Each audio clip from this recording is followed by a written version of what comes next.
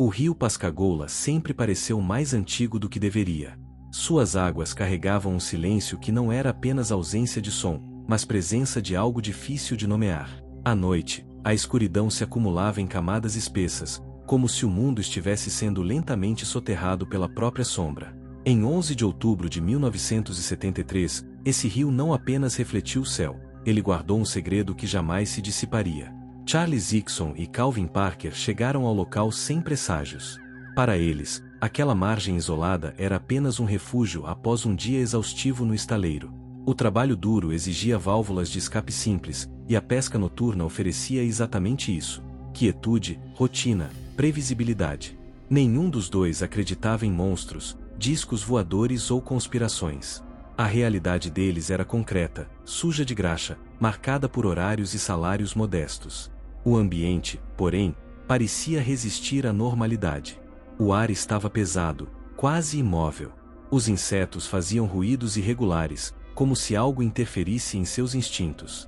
O estaleiro abandonado projetava sombras angulares, lembrando ossos de uma estrutura morta. Ainda assim, nada ali gritava perigo. O terror, naquela noite, não viria com aviso.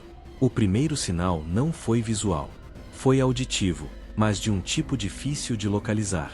Um som baixo, contínuo, que não aumentava nem diminuía. Não lembrava motores conhecidos, tampouco fenômenos naturais familiares. Vibrava de maneira quase íntima, como se estivesse dentro da cabeça, e não ao redor. Charlie sentiu um desconforto súbito, uma pressão no peito que não sabia explicar.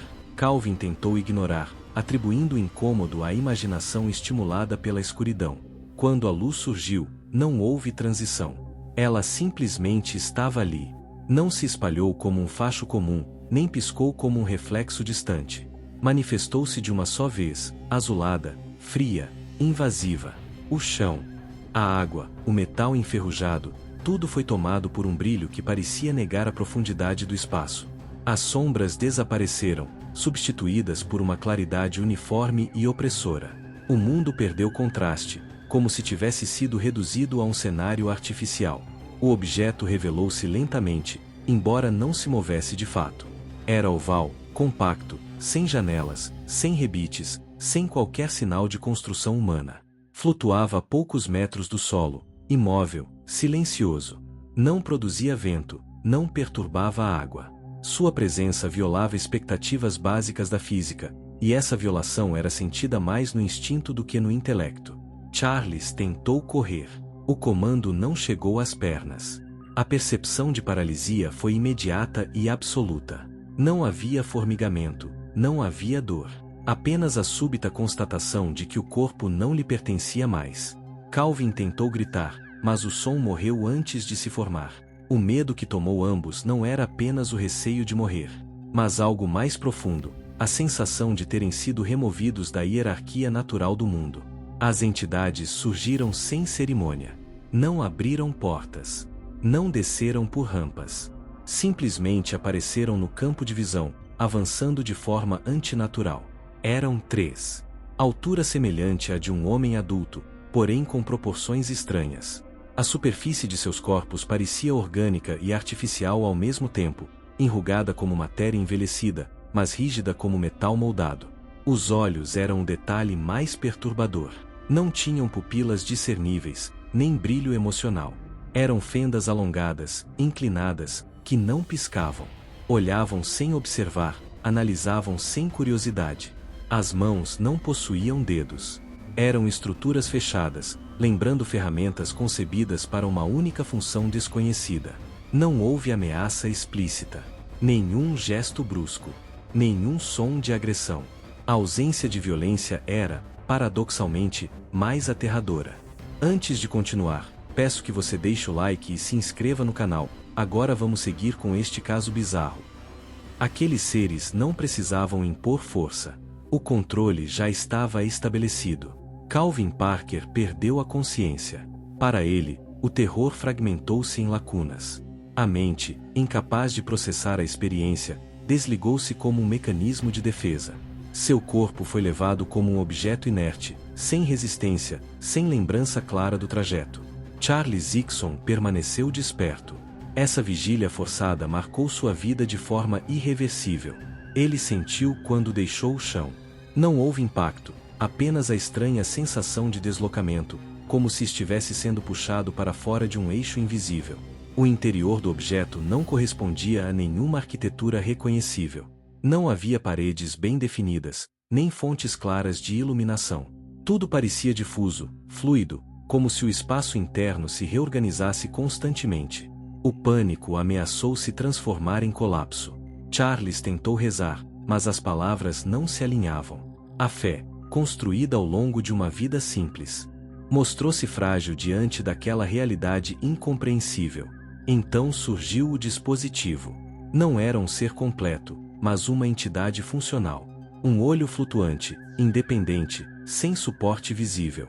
Aproximou-se lentamente, percorrendo o corpo de Charles com precisão meticulosa. Não tocava a pele, mas atravessava camadas, penetrando tecidos, ossos, órgãos. A sensação não era dolorosa, mas profundamente invasiva. Era como se cada aspecto de sua existência estivesse sendo catalogado. Charles teve a certeza de que não era um exame médico no sentido humano. Não havia cuidado, nem intenção terapêutica. Tratava-se de coleta de dados. Observação fria. Avaliação sem empatia. Nenhuma comunicação verbal ocorreu. Ainda assim, Charles sentiu pensamentos que não eram seus. Não frases completas, mas impressões esmagadoras de insignificância. A compreensão súbita de que sua espécie não ocupava posição central alguma no cosmos. Que sua vida era estatisticamente irrelevante. Quando tudo terminou, não houve explicação. Não houve despedida. Ele simplesmente estava de volta à margem do rio. Calvin estava ao seu lado, acordando em meio a tremores incontroláveis. O objeto subiu lentamente, sem ruído, afastando-se do solo com uma naturalidade perturbadora. Não acelerou. Não pareceu com pressa. Desapareceu no céu como algo que jamais pertencera àquele lugar. O silêncio retornou. Mas era um silêncio corrompido. Ambos correram até o carro em estado de choque. A estrada parecia longa demais, distorcida pela adrenalina. Nenhum dos dois olhou para trás. O medo de ver a luz novamente era paralisante. Na delegacia de Pascagoula, o terror assumiu outra forma, a incredulidade humana. Os policiais observaram dois homens quebrados. Não havia euforia, nem entusiasmo. Apenas pavor cru. Calvin chorava de forma descontrolada. Charles falava de maneira fragmentada, tentando manter a lógica enquanto o mundo interno desmoronava. Quando foram deixados a sós, o gravador oculto captou algo que nenhuma encenação produziria: medo genuíno, confissão involuntária de vulnerabilidade, a sensação de terem sido escolhidos sem consentimento. A notícia se espalhou rapidamente. A atenção pública trouxe escárnio, desconfiança e isolamento. Calvin Parker, jovem e emocionalmente frágil, sofreu um colapso progressivo. Pesadelos recorrentes, crises de pânico, medo constante de dormir. A tentativa de suicídio foi menos um desejo de morte e mais uma tentativa desesperada de silenciar a memória. Charles Hickson tornou-se o rosto do caso. Repetiu a história inúmeras vezes, sempre com coerência essencial. Cada repetição, porém, era uma reabertura da ferida. Ele sabia que jamais convenceria a todos. Ainda assim, continuava, como se o silêncio fosse uma forma de cumplicidade com aquilo que os havia levado. Os exames psicológicos não apontaram delírio. A hipnose não revelou fantasias criadas posteriormente. Pelo contrário, aprofundou detalhes, reforçou imagens, intensificou o trauma.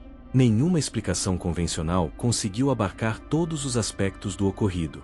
O que mais inquietava os investigadores não era apenas o evento em si, mas o efeito duradouro. Décadas se passaram, e os relatos não se dissolveram. Não se tornaram mais grandiosos. Não se adaptaram às tendências culturais. Permaneceram estáticos, como uma cicatriz que não fecha. Quando Calvin Parker finalmente voltou a falar, 40 anos depois, sua voz carregava o peso de alguém que sobreviveu a algo maior do que si mesmo. Ele não buscava validação. Apenas queria registrar que o medo nunca o abandonara. Que a noite de 1973 continuava viva dentro dele. O caso Pascagoula não oferece respostas confortáveis. Ele não se encaixa perfeitamente em explicações psicológicas. Nem se resolve como simples engano. Permanece suspenso em uma zona incômoda, onde o desconhecido se recusa a ser domesticado pela razão. Talvez o mais perturbador seja a possibilidade de que aquilo não tenha sido um evento extraordinário, mas rotineiro. Que a abdução não tenha sido um erro, mas um procedimento comum. Que a indiferença demonstrada pelas entidades seja reflexo de uma lógica que jamais compreenderemos. O rio Pascagoula continua ali. Suas águas ainda correm sob o céu noturno. Mas quem conhece história sabe que certas margens não são apenas geográficas. São fronteiras. E, às vezes, algo do outro lado resolve atravessar, sem pedir permissão. Se você gostou desse vídeo, deixe seu like e se inscreva no canal, e me ajude a trazer mais casos como este. Obrigado e até a próxima.